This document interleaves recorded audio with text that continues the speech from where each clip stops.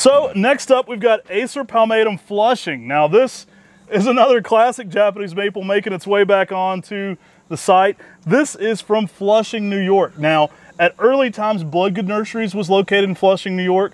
A lot of maples were coming into the country through the port there in New York and making their way for sale there in Flushing. Now, I haven't been able to determine whether this is a tree from Flushing that was very popular because of its fire glow-esque. It's like a pink red too in the spring.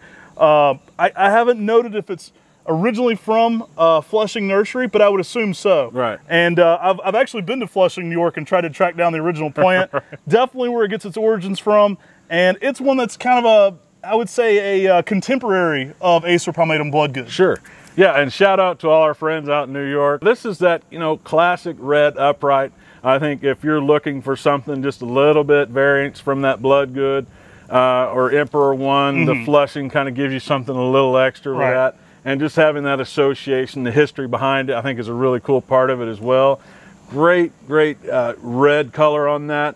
Nice maroon color here in the summer, and then a bright scarlet red in the fall. So, oh yeah. Now I will say with this one, you know, it comes from Flushing, New York, and that's where it gets the name. But those secondary flushes in the summer, I've got one in the display garden over at my mom's garden there on Maplewood Gardens, and mom and dad's garden there, and it is a bright pink red. Yeah. So I mean, it has that flushing of growth that you think of as like, wow, this is probably named for the flush of new growth because it's that intense pink red. It's like a name within the name. Right. Yeah.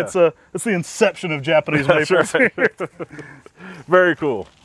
Awesome plant though, and a nice piece of maple history there to be growing too. I mean, if you've got Bloodgood in the garden, it's fun to add. It's contemporary there. For sure. We like those older ones, even that are outside the box.